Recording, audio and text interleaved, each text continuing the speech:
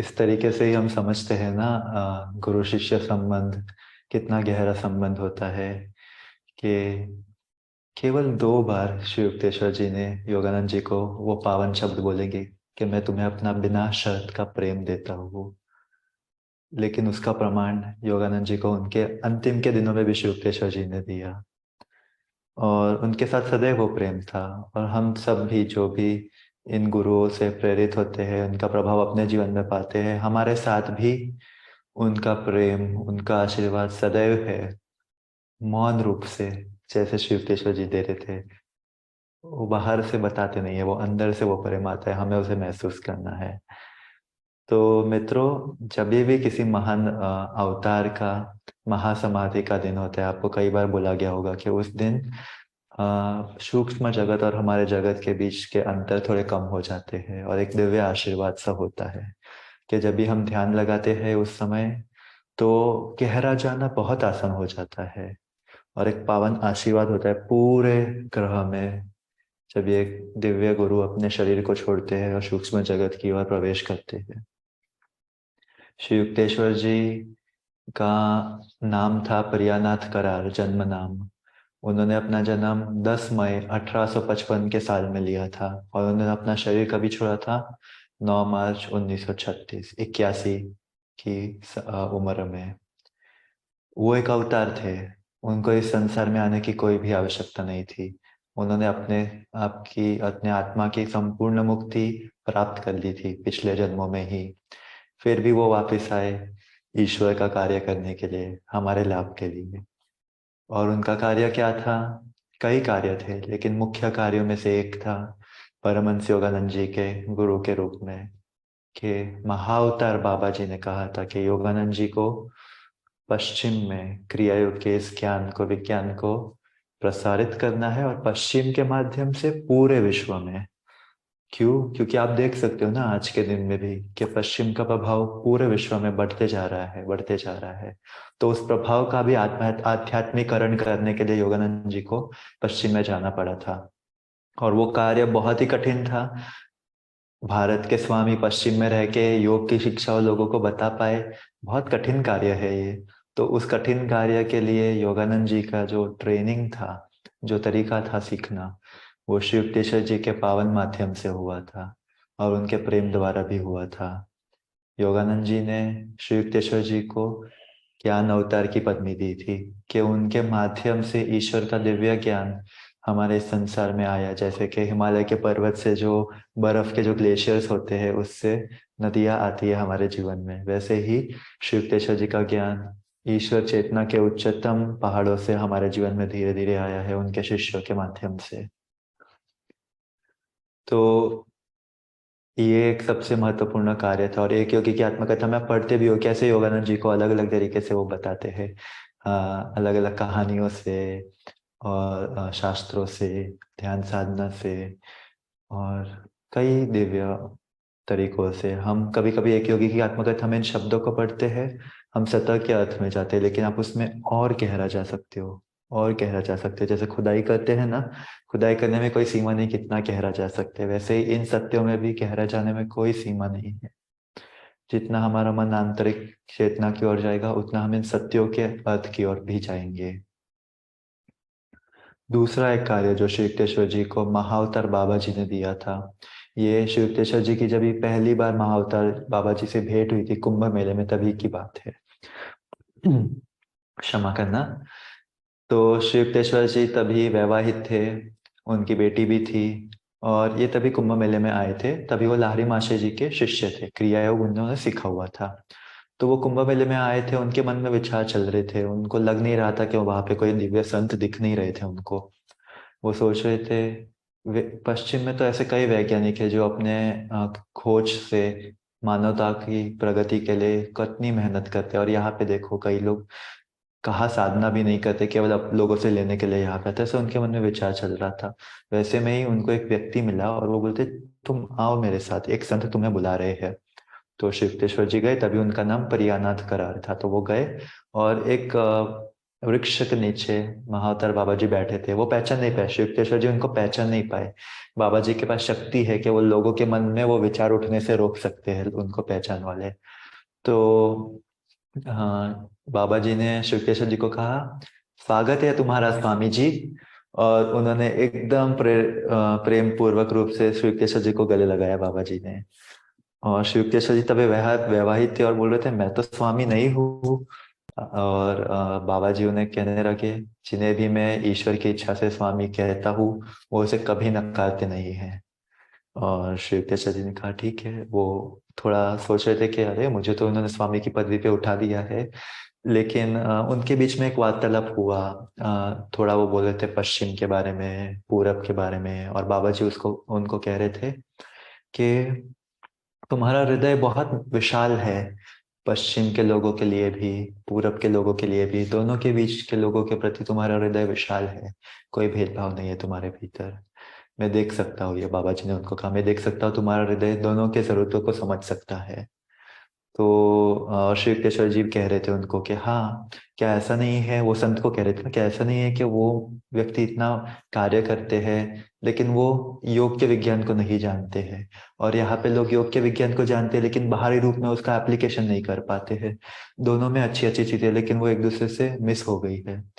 तो बाबा जी ने उनको कहा कि पूरब और पश्चिम का एक स्वर्णिम मध्यम मार्ग स्थापित करना होगा, जहाँ पे पश्चिम के अच्छे गुण, पूरब यानी भारतीय संस्कृति के अच्छे गुण साथ में आए और लोगों को एक संतुलित जीवन का रास्ता दिखाए।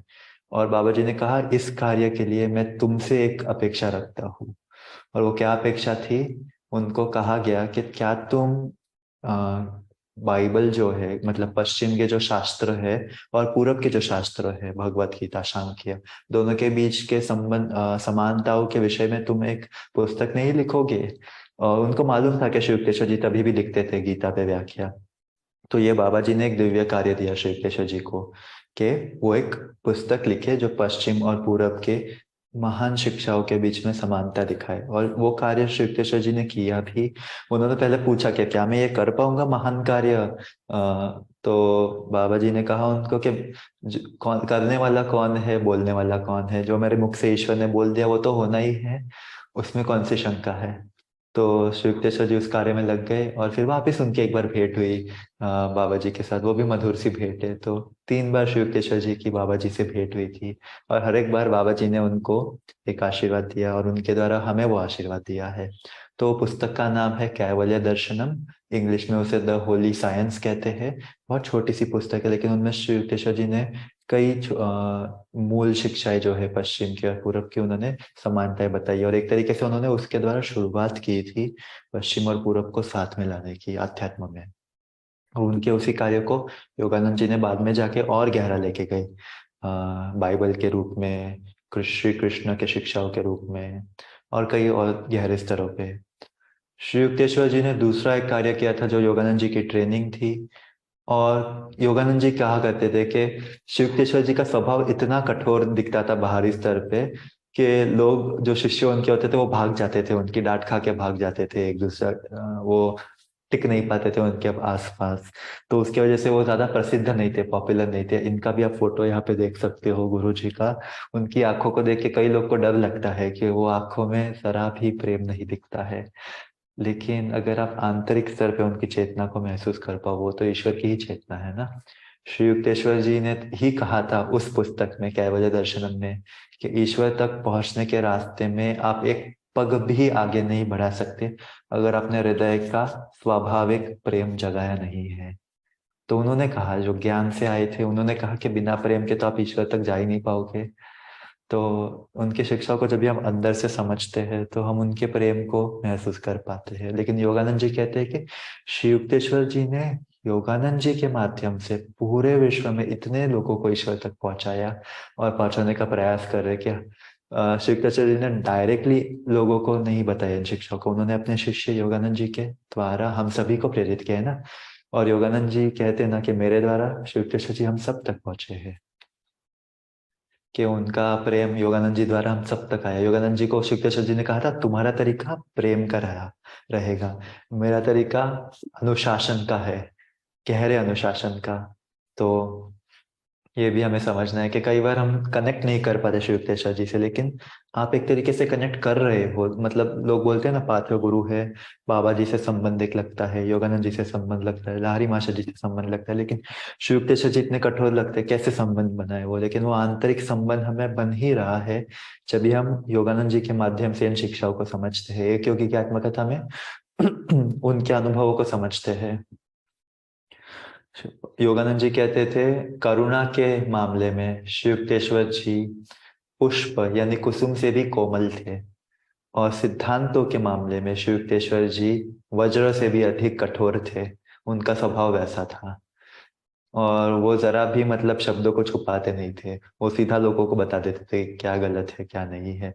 और वो सुन के लोगों का जो अहम रहता था, ईगो रहता था, वो टिक नहीं पाता था। इसके लिए लोग भाग जाते थे ना। हमें अगर कोई डायरेक्टली बता देगा हमारे खोट, तो श्री जी केवल उनको ही खोट बताते थे जो उनको अपने आप समर्पित करते थे, उनके शिष्य जो उनको समर्पित करते थे। दूसरों के प्रति वो सरलता से, कोमलता से ही रहते थे। तो जैसे दूसरे रीडिंग में विराट जी बता रहे थे, योगानंद जी ने श्री युक्तेश्वर जी से जबरदस्ती बोला के मांगा कि आप बताओ मुझे गुरुजी, आप बता नहीं रहे हो मुझे, 25 साल से आपने बताया नहीं है मुझे आपके प्रेम को शब्दों के रूप में। योगानंद जी ने बोला मैं आपको छोड़ूंगा नहीं, आपको बताना पड़ेगा। तभी श्री युक्तेश्वर जी ने वो बताया। और क्यों बताया? क्योंकि उनको मालूम था उनका शरीर छोड़ने का समय आ गया था। उसी समय के आसपास 1936 में जब योगानंद जी वापस आए थे, कहाँ पे वापस आए थे? भारत में वापस आए थे, अमेरिका में आखिरी बार। फिर वो अमेरिका में जाके वहां पे उन्होंने अपना महासमाधि लिया था योगानंद जी ने। तो जब भी वो शुक्लेश्वर जी से मिले थे उस समय, और बहुत प्रसिद्ध थे तभी योगानंद जी, भारत में अलग अलग जगह पे वो लेक्चर्स देते थे, बंगाली में, इंग्लिश में। और इंग्लिश उनको आता भी नहीं था, वो भी शुक्लेश्वर जी के आशीर्वाद से ही वो इंग्लिश बोल पाते थे। जब भी वो शुरुआत अमेरिका में गए थे, एक जहाज में वो एक भाषण देना चाहते थे इंग्लिश में, तो वो बोल नहीं पा रहे थे, इंग्लिश में शब्द आ नहीं रहे थे उनसे मुंह से। तो उन्होंने गुरु जी को बोला, श्री युक्तेश्वर जी को पुकारा, और श्री युक्तेश्वर जी ने उनको कान में बोला, यू कैन स्पीक, से इट। मतलब ऐसा कुछ बोला था उन्होंने, एग्जैक्ट शब्द मुझे याद नहीं। तो उन्होंने बोला था तुम बोल सकते हो, बोलो। और फिर योगानंद जी के शब्द अंग्रेजी में बाहर आ पाए थे। तो श्री युक्तेश्वर जी ने फिर योगानंद जी को बोला कि उनका जो एक साधु सभा का इक्विनॉक्स होता है ना, उनका एक उत्सव होता था, तो श्री युक्तेश्वर जी उसको सेलिब्रेट करते थे। तो उसमें योगानंद जी को उन्होंने बोला, तुम अंग्रेजी में अच्छे से एक भाषण दो, यानी शिक्षाओं को एक्सप्लेन करो। तो योगानंद जी ने वो किया था, से वो कर पाते थे अभी वो, लेकिन उन्होंने वो कहानी भी बताई कि गुरु जी के आशीर्वाद से ही मैं ये बता पाता था अंग्रेजी में। और वो आशीर्वाद केवल वो शुरुआत में ही मेरे साथ नहीं था, 15 वर्ष जो मैंने अमेरिका में बताए, हर क्षण गुरु जी मेरे साथ थे, और उनके आशीर्वाद से ही मैं ये कर पाया था। और श्री युक्तेश्वर जी मतलब खुश थे, मतलब अपने शिष्य से वो खुश थे कि उन्होंने जो ईश्वर का कार्य था वो कर पाए। और उसी समय के आसपास ही, उसके पहले योगानंद जी को लोग स्वामी योगानंद जी के रूप में मानते थे। उसी समय के आसपास श्री युक्तेश्वर जी ने उनको परमहंस की पदवी दी थी, परमहंस योगानंद, वो सबसे उच्चतम पदवी होती है। फिर इन्हीं इसी कुछ दिन के आसपास योगानंद जी वापस एक कुंभ मेले में जाना चाहते थे। शिव युक्तेश्वर जी ने उनको, वो बाबा जी को मिलना चाहते थे कुंभ मेले में, उनको लगा बाबा जी वहां पे मिल पाएंगे। शिव युक्तेश्वर जी ने उनको हिंट दिया कि बाबा जी शायद तुम्हें वहां पे मिलेंगे नहीं, लेकिन वो फोर्स नहीं करते थे कभी, वो हिंट देते थे। योगानंद जी ने सुना नहीं, वो चले गए कुंभ मेले में। और फिर जब भी वो वापस आए तो उनको मालूम पड़ा कि शिव युक्तेश्वर जी अपने पुरी के आश्रम में चले गए थे, सेरामपुर से पुरी में चले गए थे, 300 किलोमीटर दूर। तो योगानंद जी उनको मिल नहीं पाए, वो आखिरी मुलाकात थी उनकी, तो मिल नहीं पाए। तो तुरंत योगानंद जी को एक संदेश मिला कि तुम्हारे जल्दी से आ जाओ किंडरपुर में, पुरी में शिव युक्तेश्वर जी बीमार है। तो योगानंद जी जाने का प्रयास कर रहे थे, लेकिन अंदर से उनको एक संदेश मिला कि थोड़ा समय मैं एक्स्ट्रा ले लूंगा, आशा है कि आप सभी का समय ले नहीं रहा हूँ। तो श्री युक्तेश्वर जी शरीर छोड़ चुके थे, योगानंद जी मतलब दूर थे उनसे। तो वो ईश्वर से बोल रहे थे, आप मुझे इसलिए मुझे दूर रखा ना गुरु जी से, नहीं तो मैं आपसे युद्ध करता था उनको शरीर छोड़ने से रोकने के लिए। तो वो चले गए, और कुछ क्षण तक योगानंद जी को हृदय में मतलब ऐसा लगा कि अरे मेरे गुरु चले गए, शारीरिक स्तर पे चले गए। उनको एक ठेस पहुंची थी अंदर से, और वो साथ में भी नहीं थे ना, ईश्वर ने उनको दूर रखा था। तो अंदर ही अंदर ऐसा चल रहा था योगानंद जी के भीतर। लेकिन कुछ दिनों बाद, ये बहुत ही एक पवित्र वाक्य किस्सा है ये, क्योंकि की आत्मकथा से जब भी योगानंद जी के मुंबई में थे, उनको कृष्ण का एक दर्शन हुआ था। उसके कुछ क्षण बाद श्री युक्तेश्वर जी अपना शरीर लेके उनके सामने आ गए थे कि उनका मृत्यु हो गया, लेकिन कुछ दिनों बाद उन्होंने अपना शरीर वापस बनाया, पुनरारोपण रिसरेक्शन किया, अपने शरीर को वापस लाया योगानंद जी के सामने और बोला, देखो मेरी तो मृत्यु हुई ही नहीं, मैं तो ईश्वर के साथ एक था, जब भी चाहे मैं अपना शरीर बना सकता हूँ, जब भी चाहे उसे गायब कर सकता हूँ। और उस क्षण श्री युक्तेश्वर जी ने योगानंद जी को और एक तरीके से बताया सूक्ष्म जगत के बारे में, कारण जगत के बारे में, कि कैसे एक आत्मा का विकास होता है शारीरिक कर्मों से मुक्त होके, सूक्ष्म कर्मों से मुक्त होके, कारण जगत से मुक्त होके ईश्वर के साथ एकता। तो ये क्योंकि कि आत्मकथा में ये जो अध्याय है, जो 43वां शायद, उसको अवश्य पढ़े। उन्होंने योगानंद जी को कहा था, ये सत्य जो मैंने तुम्हें बताया इसको पूरे विश्व को बताओ, ये सत्य में ईश्वर मुक्ति का एक रास्ता बताया गया है। और श्री युक्तेश्वर जी अभी कहाँ पे है? उन्होंने कहा था कि अभी उनका जन्म कहाँ पे हुआ था उस समय? हिरण्य लोक में। हिरण्य लोक सूक्ष्म जगत का एक ग्रह है, जहाँ पे वो आत्माएं जाती है अपने सूक्ष्म कर्मों को खत्म करने के लिए, जिनको शारीरिक जगत में वापिस आने की कोई आवश्यकता नहीं है। तो हम सभी भी योगानंद जी के माध्यम से वहां तक जब भी जाएंगे, तो श्री युक्तेश्वर जी के माध्यम से आगे की यात्रा में जाएंगे। तो ये एक पावन आशीर्वाद है, ऐसा नहीं कि ये गुरु चले गए, ये हमारे आगे के पथ में हमारे लिए एक प्रतीक्षा कर रहे हैं। तो इस एक वाक्य से मैं अंत करूंगा। ये वाक्य है कि जब श्री कृष्ण जी ने शरीर छोड़ दिया था, उनकी एक महिला शिष्या थी, वो पुरी के आश्रम के पास रहा करती थी। तो उनको मालूम नहीं था श्री युक्तेश्वर जी ने शरीर छोड़ दिया। तो एक बार वो आश्रम में आई थी पुरी में, और वो बोल रहे थे, गुरु जी कहाँ पे है, श्री युक्तेश्वर जी कहाँ पे है? तो उनके शिष्य एक सेवानंद थे, वो बोल रहे थे, आपको मालूम नहीं माता जी, वो उनको माँ कहते थे माता जी के, उन्होंने शरीर छोड़ दिया। वो बोले, तुम क्या कह रहे हो, आज सुबह ही तो वो मेरे घर के पास से गए थे, मेरे साथ वार्तालाप करके चले गए, तुम क्या कह रहे हो? तभी वो महिला को याद आया कि अरे, इस तरीके से तो गुरु जी मुझे आशीर्वाद दे रहे थे, वो बताना चाह रहे थे कि उन्होंने शरीर छोड़ दिया है। और ये जब भी सेवानंद ने सुना कि हाँ शुक्तेश्वर जी ने इन शिष्या को एक आशीर्वाद दिया था अपने शरीर को वापस लाके, उन्होंने बोला, माता जी धन्यवाद, आपने मेरे हृदय से बहुत बड़ा बोझ जो है हल्का कर दिया, कि हमारे गुरु वापिस है, आ गए हैं, मतलब उन्होंने छोड़ा ही नहीं हमें कभी भी, आंतरिक स्तर पे वो हमेशा हमारे साथ रहते हैं। तो मित्रों, जब भी किसी महान अवतार का महासमाधि होता है, ऐसा नहीं कि उन्होंने शरीर छोड़ दिया, उन्होंने बस अपनी चेतना को अनंत के साथ हमारे साथ ला दिया है, कि वो शरीर में सीमित नहीं है, वो अब हर समय हमारे साथ है, बस हमें उन्हें बुलाना है। तो इसी के साथ आप सभी का धन्यवाद आज के सत्र में साथ आने के लिए, ध्यान लगाने के लिए। बहुत आनंद आया मुझे आपके साथ साधना करने में। तो हम इस आशीर्वाद को पूरे विश्व के साथ बांट के इस सत्र का अंत करेंगे। श्री युक्तेश्वर जी का आशीर्वाद, योगानंद जी का आशीर्वाद महसूस करके इस पावन आशीर्वाद को सबके साथ बांटेंगे। अपने को थास्त पे अपने नेत्रों को लेके जाएंगे और अपने हाथों को जल्दी से साथ में रगड़ेंगे और 3 बार ओम का उच्चारण करके सबके साथ इस आशीर्वाद बांटेंगे, दिव्य प्रेम का आशीर्वाद। ओ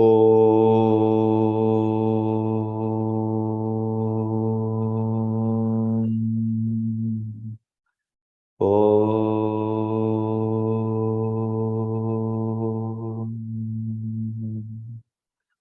ओ